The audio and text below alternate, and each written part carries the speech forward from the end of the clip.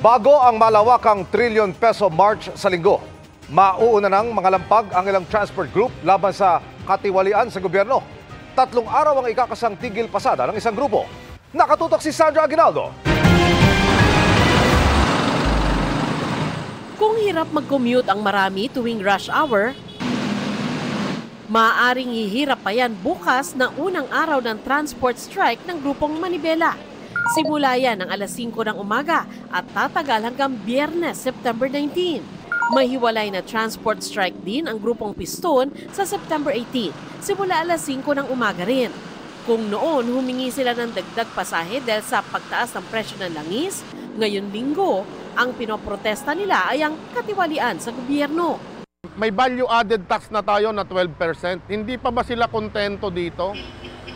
Tapos may excise tax pa na 6 pesos kada litro.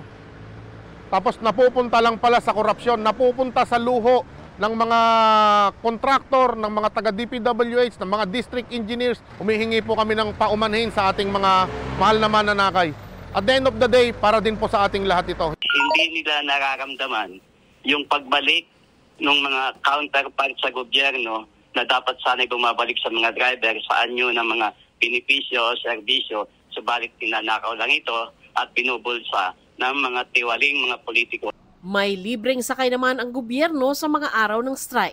Inatasan din natin ng LTFRB na tignan kung anong mga ruta at mga lugar kung saan makakaapekto itong tigil pasada. Babantayan rin ng pulisya ang strike. As much as possible po, wag humarang sa karsada para hindi po makaapekto sa traffic.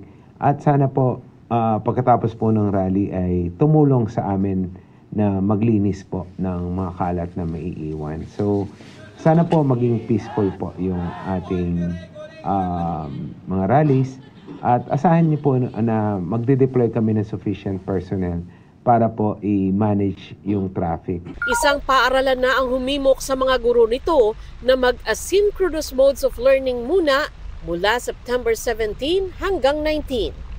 Para sa GMA Integrated News, Sandra Aguinaldo, nakatutok 24 oras.